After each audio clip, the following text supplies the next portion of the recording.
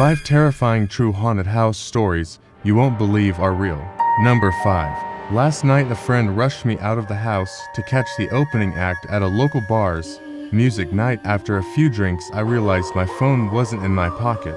I checked the table we were sitting at the bar, the bathrooms, and after no luck, I used my friend's phone to call mine.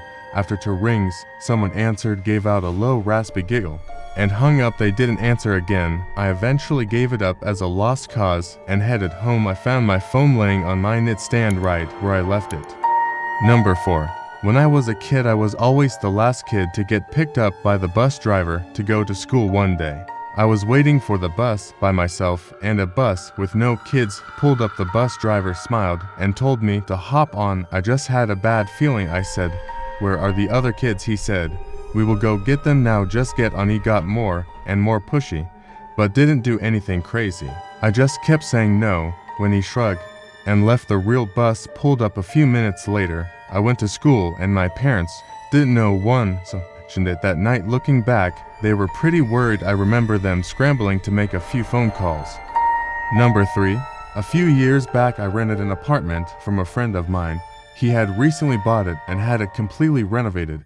He put it up for sale, but couldn't find a buyer, so I offered to rent it in the meantime after moving. And I realized there was something wrong with the lady next door. She was about 45, but looked much older. She would sit up all night listening to Christian radio shows and talking loudly to someone. It got to the point where I couldn't sleep, so went over to her place and asked her to keep it down. She opened the door and I got a quick peek. Her walls all had crosses painted on them in different colors, and words like Jesus and angel scribbled everywhere. The windows were painted black, letting no light in at all. It was damp, yellow stained, 50-year-old carpets, dog shit, and cockroaches everywhere. No dog, though. I asked her to please keep it down. She just looked at me and shut the door.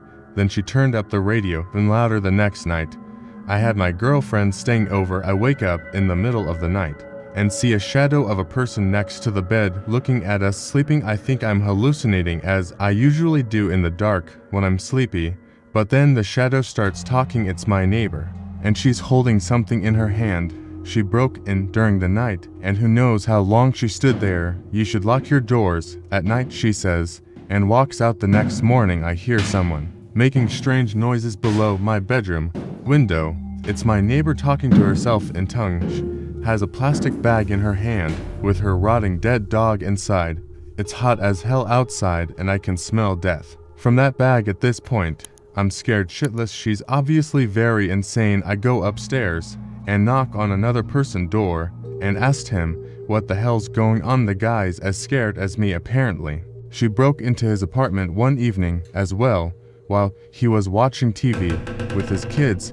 He got up from the couch to get a snack only to find her behind the couch staring at him, holding a power drill. Come to think about it, now I know what was in her hand. At this stage, I'm basically shit myself. I called the cops and they know all about her. Apparently she's a violent schizophrenic and she hasn't taken her meds, but they can't force her or her apartment without her permission because she owns it. The only thing that can do is get her when she goes outside. I sit up for the next 2 days waiting for her to run out of cigarettes. When I hear her leave at 2 a.m. to go across the road to the 7-Eleven, I call the cops. They have 3 cars and a special van over in less than 2 minutes. They restrain her and throw her in the van and drive off to some institution, and in less than a minute, it's like she was never there. I never see her again. Still have nightmares about her looking at me in my sleep. Number 2. I was about 15 minutes from finishing the night shift at work when there was a massive crash on one of the windows in the office. So I get up and go check it out. Someone has thrown quite a sizable rock through one of the windows on the front of the building. This is made especially weird because I'm working in the industrial district at 11:30 night. With none of the other businesses open, I go back to my desk, put a quick call through to security to let them know, and decide to head home. As I'm leaving the building, I'm freaking myself out about it more and more, and end up running to my car, getting in and taking off. I'm almost home, and I've started to calm down a bit when I realized that I didn't unlock my car when I got in. It had been unlocked the whole time. I do a quick check with my hand in the back seat for any possible murderers that might be hanging around there. But there's nothing there. Fast forward about 30 minutes, I've called a friend of mine who says he's out drinking, so I decide I'm going to join him. I jump on my bicycle and started riding over. I'm doodling along the road on my bike. It's a nice night and I'm in no big rush, just enjoying the moonlight, when I hear someone riding behind me. I straighten up and stick to one side of the road. He passes me really slowly, and when he's right beside me, he shoots me a smile, and I can describe it as purely insane. I kind of flinch, and I'm taken aback as he rides on. That's when I realize he's riding my mom's bike. Needless to say, I sprint the hell home. When I get there, sure enough, her bike is missing, and one of my car's doors is open, the back left one. I was driving and had no need to open that door. Number 1. I worked at a campground on night shift, 12 a.m. to 8 a.m. every night. It wasn't bad. I would bring in my PS2 and game a good portion of the night, only having to deal with 1 or 2 people on busy nights. It was just me in this little 8-foot by 8-foot shack with nothing around but dark all night. My first week there, the other third shift guy who was quitting told me about this payphone a few feet from the shack where I worked. He said it rang every night at 4:17 a.m.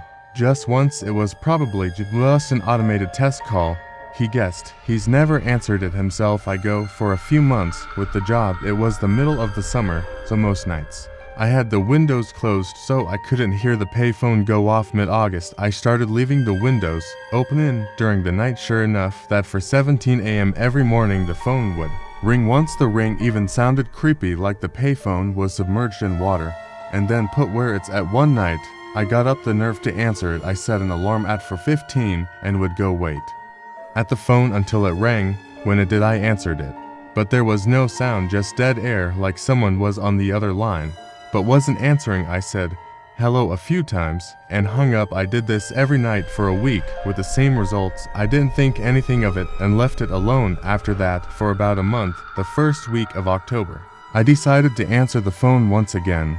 I set my alarm, and when the time came, I answered the phone. I repeatedly said hello into the phone.